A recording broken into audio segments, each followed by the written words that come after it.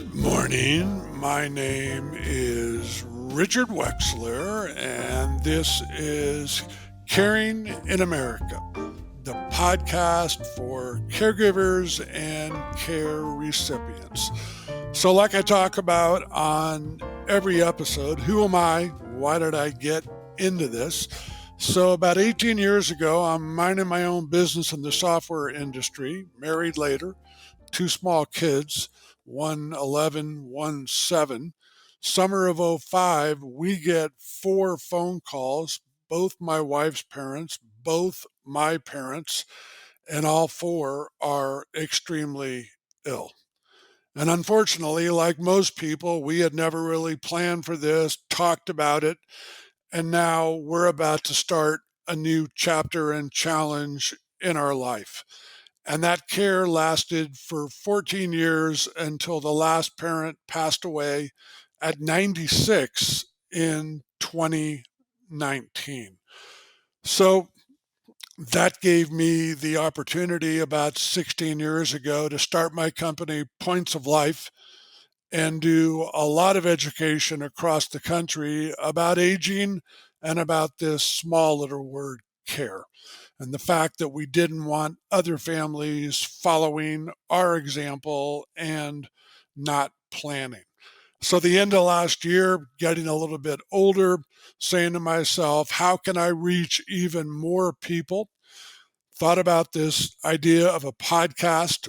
We launched that earlier this year, and our hope is to get a lot of information out to both the care recipients and the caregivers. So we're going to have a special guest today. I want to start introducing him. His name is Nick Magnusson. He's been a registered nurse since 2008 and was most recently a director at UCSF. That stands for the University of California at San Francisco. And he brings a passion for high quality care and decreasing hospital readmissions. And he does so through extremely high quality standards for his staff and himself. And he's worked in many different areas through his training as a registered nurse. And then a few years back, he purchased a franchise within Senior Helpers, and he can correct me if I'm wrong, but I believe his territory extends from San Francisco County through San Mateo County into Santa Clara County down to Sunnyvale. And he brings a wealth of expertise and a passion not seen in most home care companies. Nick, are you there? Can you say hello, sir? Hey, Richard, how are you doing today? I'm doing very well. How are you? I'm doing well. I'm doing well. Thanks for having me on. You're very welcome, and you bring a great background. What you're doing is fantastic, and I'm very excited to talk to you. First, I hope you had a nice Thanksgiving. Absolutely, absolutely. Had a little mini vacation with the wife and kids. How about you? We had family at our home, and it was very nice. And now onward towards Christmas. So, Absolutely. tell me a little bit more about your background as a nurse and also working at UCSF. So, Richard, it's funny. I know you had come from the technology field, and believe it or not, that's what I spent the first 2 years of my college education doing is getting a degree in computer science and engineering. But I just felt something was missing, and long story short, it was the need to have a direct hand in helping people heal when they're sick or when they need extra attention. And so I actually made the difficult decision to go to nursing school. 2 years actually into my college education, and left and went to nursing school. Wow. And I have not regretted that decision since. And it really allowed me to fulfill what was, I feel, more of my life's mission. Being an old Eagle Scout, I guess these days, I was always taught you leave things better than you found them. Sure. And And so, that was important to me, and I felt that I could contribute that as being a nurse. Wow. So I believe, again, correct me if I'm wrong, you bought the Senior Helpers franchise, I believe in 2018. And I think the first office was in San Mateo. Is that correct? That's correct. So, I was very lucky in my nursing career. I started at Duke University. I'm originally from Ohio, and moved to North Carolina to work at the big show. Duke Very. is an amazing hospital with, I think it has 1,200 beds these days, Wow. and I really learned the keys to high quality patient care at that institution, and was lucky enough to be able to travel nurse after that for a few years, and ended up meeting who would be my wife and in a coffee shop in Palo Alto, California, Wow. when I was doing a contract at Stanford Children's, which is Lucille Packard Hospital. And you know, I set up shop in California and eventually transitioned into leadership so I could have a broader reach in trying to change some of the standards in the healthcare system, and got promoted a few times. I was incredibly lucky, and it became imperative that unplanned hospital admissions were significantly affecting our patient population, and so it became very important to me to reduce those. And so, after a lot of research, I realized that home care, done well, could have a 17% reduction in hospital readmissions in a 90-day window, Wow. which that metric is, I mean, I thought I won the lottery. And, I just couldn't believe how good it was. And so I started the investigation of looking to do home care. And that's where I came across Senior Helpers. Luckily, there was a location in San Mateo who was run by a gentleman who had actually become a senior himself, as we all do, right? I, And I get that. Go ahead. Yeah. yeah, and so he was happy for me to jump in and take the reins, and it was just very serendipitous. I mean, Senior Helpers was at the top of my list. I looked at going, at it on my own. I looked at franchises, and the quality that Senior Helpers offered was just so substantial. They weren't focused with being on TV every 5 minutes. They weren't, obsessed with how their brand looked. All they focused on was delivering the highest quality care possible Wow. and providing the tools to do that. And so, it all worked out very much at that time, and so I became the owner of that location um, in 2018. So a question I haven't asked, I'm not sure if I've asked anybody recently, but you buy a franchise like that, I'm making assumptions, really bad word, that there's active clientele, people that franchise is taking care of when you come in as the owner. How challenging is that to make that transition and keep that care going for the clients that you have? So it is incredibly challenging, actually. Luckily, my background as a nurse, I'm not sure if you're aware, but most home cares are not actually owned by people in the healthcare field. Correct. So it was, I would say I had a bit of an advantage because I had been around the block, so to speak. And so I knew what was important. And so, essentially at that point, it was meeting all the clients and reassessing all their care plans and modifying them so they Wow. were more effective at keeping them in their own homes. Wow. I look back at these days, and of course I don't regret it at all, but that was a tremendous amount of work.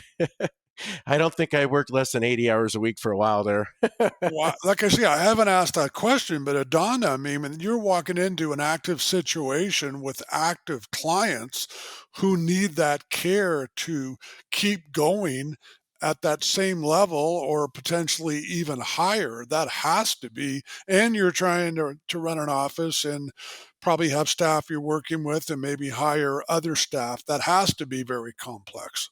It is. It is. And luckily the staff at that location were solid folks, and I had been in leadership for a number of years at that point. So I was able to bring some of those skills in there and work with them. And it was actually a great transition. Um, and a lot of them worked for me for a long time. Some of them went back to school or did other things, but Yeah, yeah, it was. I don't regret one bit of it, but it is certainly a challenge. that's fantastic. Correct me if I'm wrong on this. I believe some of the process you guys work through, there's a couple different items. The family's specific goals, the loved one's daily plan, design, and schedule. Looking at that tough part, which is pricing and then payment options. How are we going to make those payments? The implementation process, and then the ongoing communication and follow up plan. Can you talk about that a little bit? Absolutely. So as you know, this is an extremely multifaceted process. It not disparaging banks of any sort, but it's relatively straightforward. You go in, you give them your money, and then maybe you pull it out occasionally, right? But Yep. healthcare, there's hundreds of different variables for every situation, and it's important that you tailor those care plans to the individual, and to a large extent their family, because you're serving a group of people. You may be mainly serving one person, but there's a group of individuals typically involved that you all have to consider their needs. And one of the things that's fantastic about senior helpers is we use a tool called Life Profile. We are the only home care that uses it. It was developed over many years in Texas, and actually at a home health company that developed it. And it has been independently verified to accurately predict your risk of a hospital admission. Wow. And that tool uses 144 dimensions of safety. And then with those risk factors, we are able to populate a very significant care plan for that individual. So, I'd love to be able to replicate, highly experienced nurses in every day care, but the reality is we do need to keep the services affordable. Sure. And so we do, they're called home care aides, and they're similar to like a CNA in a lot of aspects. It is a different type of caregiver, of course, but they are, licensed with the state of California. They're background checked and all that kind of stuff. But that's only part of the process. The next step is so let's say we assess Sally, and Sally has COPD, which is a lung disease that can make it harder to breathe. And maybe she also has congestive heart failure. So, based on those items, we start to identify risk factors that need to be mitigated to keep Sally healthy. And since we can't use nursing expertise in every single day at every single moment, that care plan allows us to create a very strong guide for those caregivers in the home, and they carry out the interventions that we designate. And one of the big things too in caregiving is if you want good employees, you have to pay them well, which is obvious. But my company, we actually offer a matching 401k. We have full health benefits, so we treat our folks well, and it has helped us acquire higher quality caregivers than a lot of our competition. That's fantastic. And I was looking at your site and I mean, you're doing everything from personal care to advanced situations like Parkinson's and Alzheimer's slash dementia. So you guys are really working with clients, it seems like, that have a lot of different health issues that are going on. Absolutely. So one of the things I tell my staff when we bring them on is we go all the way from day one until we're no longer needed, or till that last day we're needed.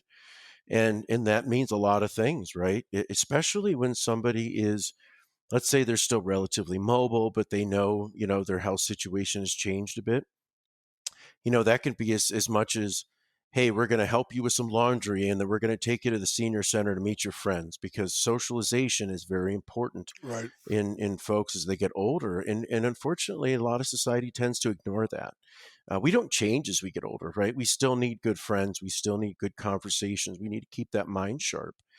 And so, socialization, getting folks out, even, one of the things that's it's kind of funny what a lot of folks like to do is they like to go back to the grocery store.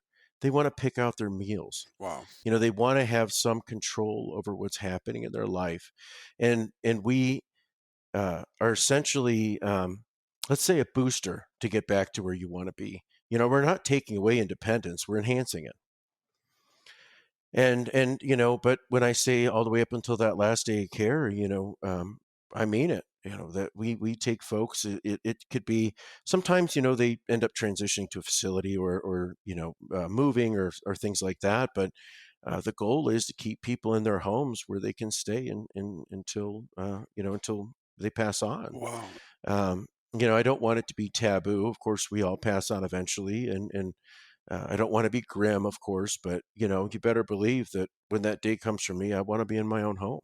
Yeah. Yeah. And I think statistics bear out that about 90% of folks, when asked that question, want to stay home as well. We know sometimes it just doesn't work based on the home layout. Maybe there's quite a few stairs in the home, things like that. But obviously, when it can, that's where someone is extremely comfortable. And it just kind of hit me when you were talking about going to the grocery store. Just, I'm sure, I'm 70 now. Hopefully, I stay okay for a while to come. But I mean, you get to a point where you can't even do the little things by yourself that you were doing, like go to the grocery store and pick up a few items. So I can see where that can really make someone's day when they're literally going back to the things they've done all their life, maybe with some assistance, but it's got to be pretty fulfilling for them. Absolutely. And a lot of what we try to do, especially in the home, is we're mitigating risks, right? Let's say we've had clients, for example, that their mobility started to diminish, and it turns out they have a great big living room, right off the front door that has some privacy. So we'll actually help, redesign that space and recommend, potentially somebody to move a hospital bed or something like that. And Yes. we're going to do what we need to do. But when I say risk mitigation too, it's we want to avoid those things that can cause you injury that would be a detriment to your health and a detriment to you staying in your own home. So, we cook meals, we do laundry, we do a Wow. little bit of light housekeeping. So, just those because I mean, I have yet to meet somebody. I'm sure they exist, but if I'm not having to do the laundry, I'm not so upset about that. I agree. No, that's fantastic. And I believe you guys also work with through the VA and work with veterans. Am I correct there? That is absolutely correct. A big proponent of helping veterans, and so the VA folks obviously need to chat with your provider about it. But when they make that recommendation, the VA can reach out to us, and they actually pay us directly if you qualify. So we're able to offer services to veterans that may struggle to afford things, and I really love that. And my whole family is veterans. Unfortunately I'm deaf as a doornail, so I never did quite serve, but I can help those folks in this capacity. That's fantastic. And a lot of folks, and I think we even talked about this, a lot of folks that are veterans don't even realize there's help via aid and attendance from the VA where they can help pay for services like yours. Absolutely, it's funny. I feel like my role has switched a lot these days to being an educator, and which I don't mind at all, of course. But I my kid's school principal walked up to me because we've established a relationship and they know what I do, and started telling me about his 100-year-old great grandfather. He's Wow. a younger man than I am. Wow. And so I started asking him questions about what was going on, and he let slip, oh, he's a World War II veteran. And I stopped him, and I won't use last name, but I said, Drew, you need to have him go to the VA and talk to his provider because there's a good chance he may qualify for services. And he had no idea about it. And the funny thing is, Drew is a veteran himself. Wow. But yeah, it's I know the VA is working hard to educate their folks about it, but it's an incredibly large population, Yeah. and it just takes time for that to filter out. So, as a public service announcement to our audience, I mean, if you are a veteran, you know someone that is a veteran, that's something you definitely want to look into because potentially, if you qualify, like Nick is talking about, those are dollars that can help you with care. So I really urge people that are veterans, people that have family members, make sure that they're not pushing 100 years old and don't really understand that there's potential financial benefits through the VA. I have to applaud the VA because they have recognized the value of home care in terms of keeping their veterans at home, keeping them out of costly facilities. And the reality is a lot of them don't need higher levels of care. They just need maybe, 12 hours, 20 hours a week, somebody to come in and help them with tasks, get them a shower or do some laundry, things like that. Sure. And I commend them. I know they're not perfect, but they've recognized that value, and I know Medicare has been talking about this for about a decade, but because they do realize too is that home care, especially in the beginning phase, is much cheaper than facility, substantially. No, I'm not going to disagree with you. And obviously, part of the goal of this whole podcast is so people out there, whether you are the caregiver, you are the care recipient, understand the options that are out there. Is it moving someplace? Is it home care? What's the best fit for you? Is it your daughter coming in, your son-in-law are moving to their house? I mean, we're all different and different things work for us, but a lot of folks obviously in this country want to stay home. They potentially need someone coming in the home to help them with simple tasks, like Nick just said. Maybe it's taking a shower, maybe it's helping them make a meal, maybe it's using the facility, etc. Things they may be struggling with right now. So if you can tell me too, I mean, and I'm being honest, there's a lot of home care companies out there, but what kind of sets you guys apart? What makes you unique, you think, from maybe some of the other companies? Absolutely. And I agree with you. There are a lot of home cares. There's some really good ones and there's some not so great ones. And what makes us a very, very good home care is the attention to the quality that we provide. So, the reality is not everyone's getting the same training. Not everyone has the same experience and background. What we do, so we all have centers of excellences in our office. There's bedside commodes, there's hospital beds, there's Hoyer lifts, and we provide a very thorough training for those caregivers.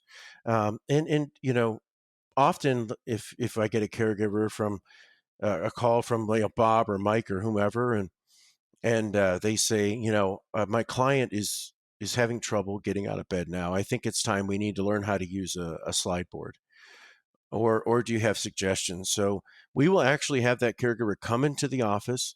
We will do an on-site education. We will make sure that they understand how to use that tool. So, if the situation is particularly complicated, my caregiver managers go into that house to show them how to do it. Wow. If it's something a little bit more global and things like that, we can cover it in training. But the learning never stops, and people don't stop aging. Unfortunately, I wish it'd be nice if we did, but conditions change, and that's why I say we start from day one and go all the way till the very end.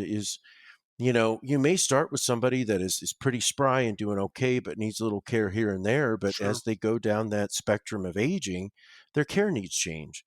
And so we do reassessments with all of our clients. We change our care plans on a regular basis, and we subscribe to the Senior Gems program with Teepa Snow. Program actually has been unique to senior helpers for a very long time. I believe Teepa and Peter Ross worked together in making that exclusivity back in the early 2000s. But it is available for more folks now, and we still train our caregivers on it. So it's a great tool for dementia. It destigmatizes and teaches people about the various stages that they progress. Sure. Because obviously, one of the big things we deal with is Alzheimer's and dementia.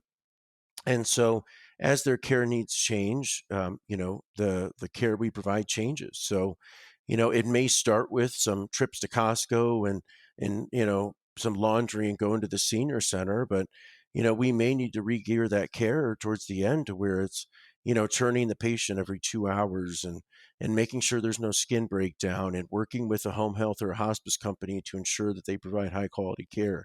Wow. It's very important that we're extremely collaborative.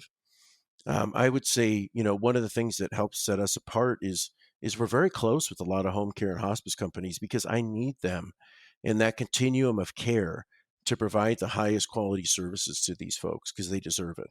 Wow. That's fantastic. Question. So within California, what are the regulations as far as medication? Can you give someone some pills? Can you give someone a shot? How does that work? So, in the regulations in California, and to be transparent, most states, caregivers are not allowed to pass medications. We do medication reminders. We can help with, making sure that to remind them to check their blood sugar and blood pressure and things like that. But we are not able to dispense medications. If that is needed, we do work with providers that can help us in assisting with that. But generally, especially if the client has family, it's an easy way to save a few dollars to say, your daughter is going to put these pills or your son is going to put these pills in your medication box, and it's labeled Monday through Sunday and AM and PM, and the caregiver can visually watch as they take those and things like that to make sure they're more compliant with those medications. Because medication noncompliance or accidental overdoses Yeah. is extremely complicated, especially when people have memory issues. If you're at the early stages of dementia and you take your heart medicine in the morning and then you Wow. forget that you take it and you take another one, that can be catastrophic.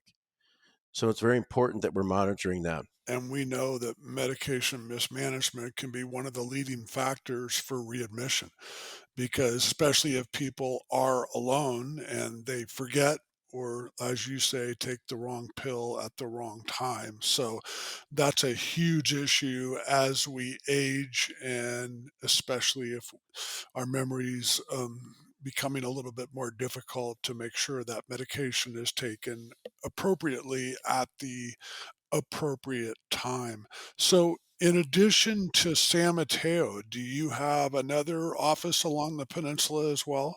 Yes, so this particular location has an office in East Palo Alto as well, and we serve from San Francisco all the way to Sunnyvale. We cover Portola Valley. We help in Half Moon Bay and Pacifica.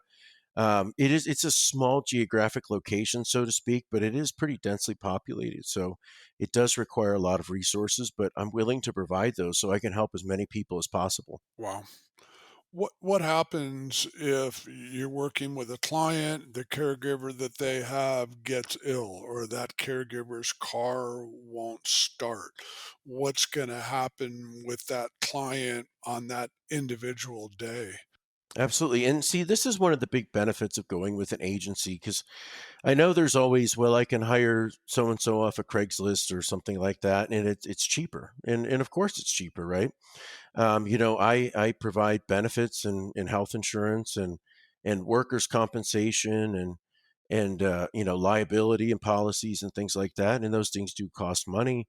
But the biggest benefit besides the stability of and the safety of somebody falling in your home and it not being a private caregiver, for example, they would have no choice but to try to get that money from the client. And I'm not trying to scare anybody, of course, but in our situation, workers' compensation, that's why we have it. We have workers' compensation doctors and care plans and things like that to get them rehabilitated. But the largest benefit that comes from working with an agency is I have a staff, and that staff includes client managers that can help you with changing care needs and reassessments. I have caregiver manager that they make sure that these caregiver skills are solid, that their certifications are correct, that their training is correct, and then I have a scheduling team, and that scheduling team, let's say you know, uh, someone calls out for a client and in San Mateo. Well, luckily, we have a whole pool of caregivers that we've hired over the years, and that scheduling team is going to find a replacement. The biggest thing I think that also differentiates us, and it's a big investment, is we have an office caregiver.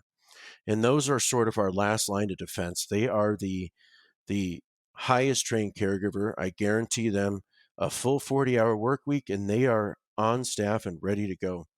So if we can't find a direct replacement, then that office caregiver will actually go. And I run my organization much like I run a hospital. I mean, there have been times I've gotten my rear end up at 5 a.m. and I'm head out because that person needs care.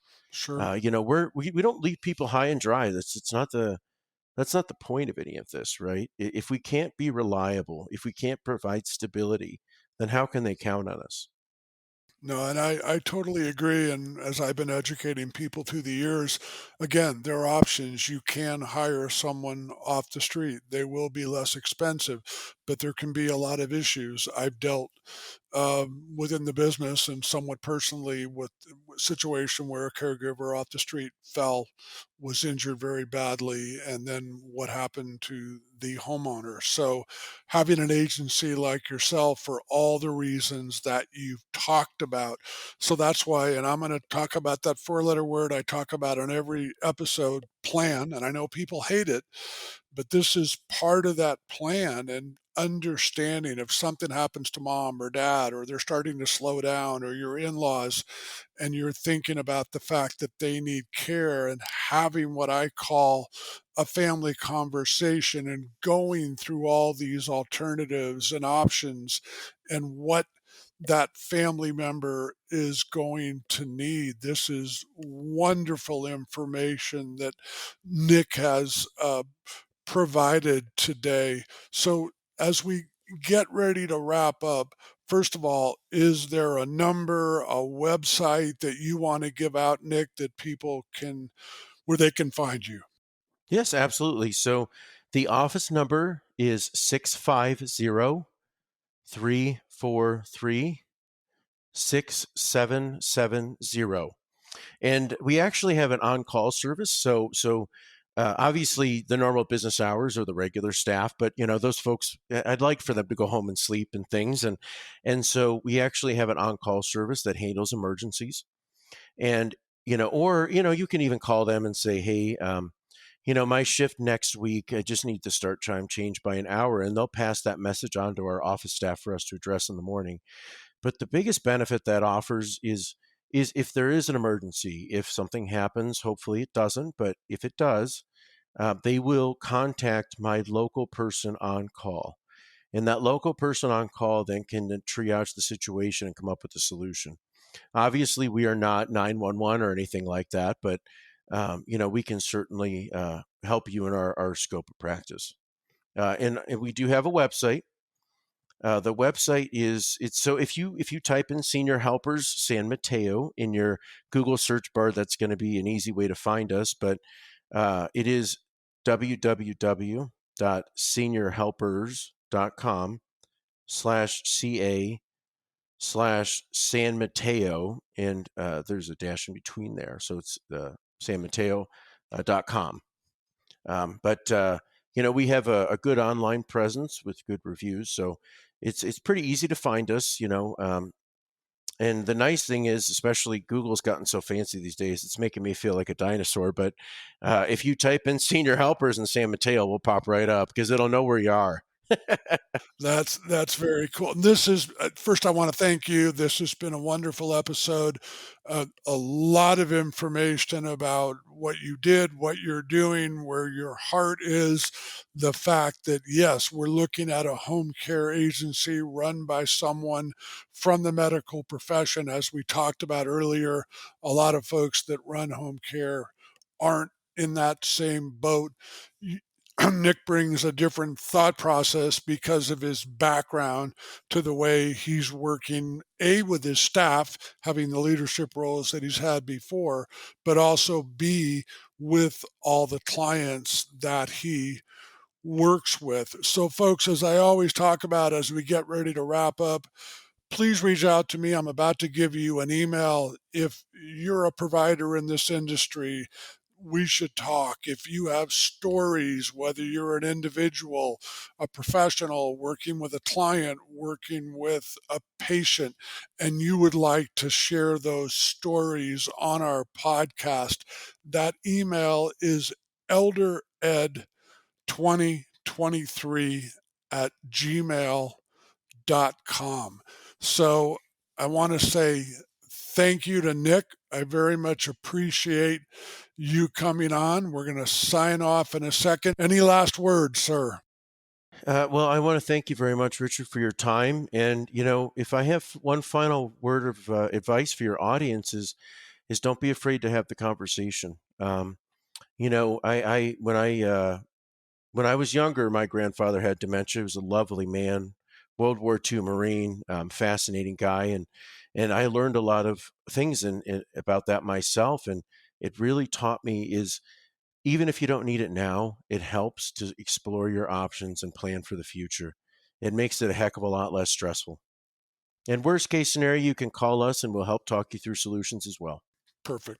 Perfect. And again, folks, don't follow my example. We did not plan. And I've told people over the years, this will never be easy. When you're taking care of a loved one, or in my situation, multiple loved ones, it's hard.